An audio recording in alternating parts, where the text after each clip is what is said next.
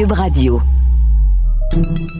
Salut, c'est Charles Dran avec l'équipe dans 5 minutes. On s'intéresse aux sciences, à l'histoire et à l'actualité.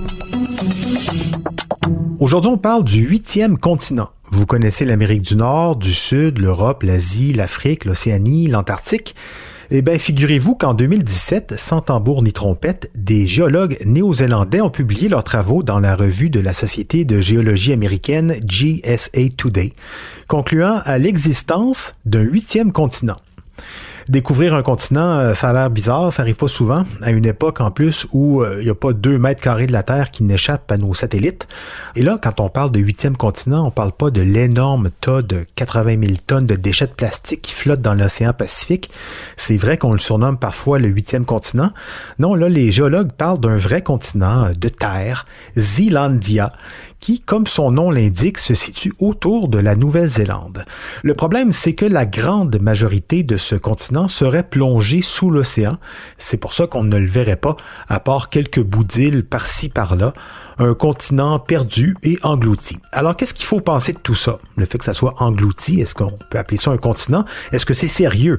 Pourquoi on n'en entend pas parler plus que ça? Voici Baptiste Zapirin. Est-ce que la source est fiable? Ben oui, on parle d'une vraie étude publiée en 2017 dans une revue scientifique sérieuse. Les chercheurs néo-zélandais estiment réellement avoir découvert, si on veut, un 8e continent. Il était là, sous nos yeux, on ne le regardait juste pas de cette manière. Ça se passe donc à l'est de l'Australie, dans l'océan Pacifique. Pour résumer, par défaut, quand il y a un océan, c'est qu'au fond, il y a ce qu'on appelle une croûte océanique, une couche de roches basaltiques avec donc de l'eau par-dessus. Mais le long de la Nouvelle-Zélande, on constate, par-dessus la croûte océanique, la présence d'une croûte dite continentale, donc plutôt formée de granit. En 1985, un géophysicien américain nommé Bruce Luyendyk propose de nommer ces lambeaux de croûte continentale Zealandia. Alors même si on appelle ces couches croûte continentale, on n'en est pas encore à parler de continent, car on ne connaît pas encore l'étendue de cette croûte. Mais depuis ce temps, des scientifiques vont préciser tout ça, faire des prélèvements, mesurer les ondes sismiques. Au final, on va même utiliser des données satellites pour suivre sur place l'évolution de la gravité terrestre. On observe donc dans cette région de minuscules variations à travers les différentes parties de la croûte. Et ça permet de cartographier le fond marin. Et avec cette technologie, Zealandia est clairement visible comme une masse de croûte continentale, vaste comme les 2/3 de l'Australie à peu près.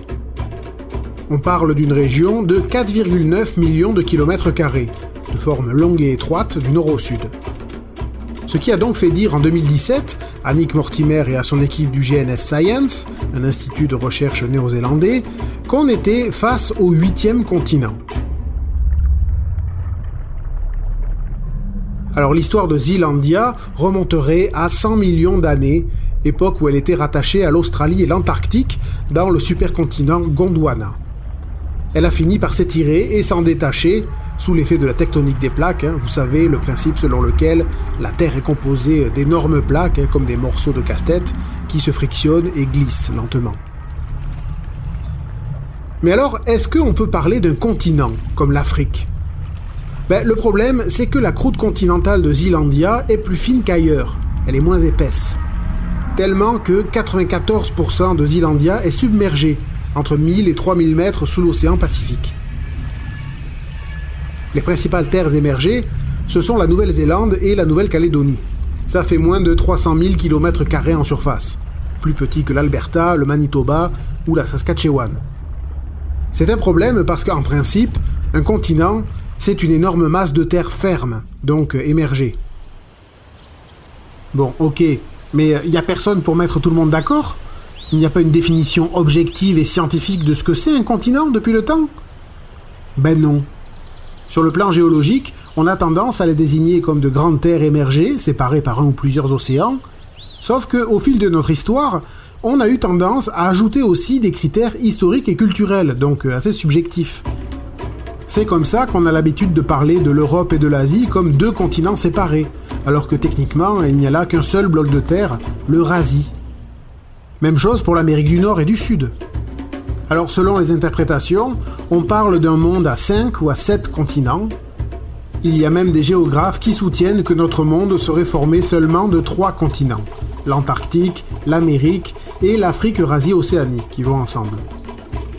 Donc c'est assez terrible à dire, mais quand les scientifiques néo-zélandais ont annoncé avoir découvert un 8e continent, si on n'en a pas tellement entendu parler, c'est peut-être parce que personne ne savait trop de quoi on parlait. Oui, bon, on sait peut-être pas de quoi on parle, mais en tout cas, il y a un pays à qui ça pourrait bien servir. Tout ça, c'est la Nouvelle-Zélande, parce qu'il y a de gros enjeux économiques derrière cette annonce. Si ça devenait officiel sur le plan politique, que les Néo-Zélandais vivent sur un continent à part entière et pourraient revendiquer une extension de leur territoire maritime et donc la possibilité d'exploiter des ressources dans des endroits qui faisaient partie avant des eaux internationales. Et ça, c'est pas rien. C'est donc pas un hasard que la découverte de ce continent, le Zealandia, viennent d'un institut néo-zélandais. Merci, Baptiste Zapirin. C'était en 5 minutes.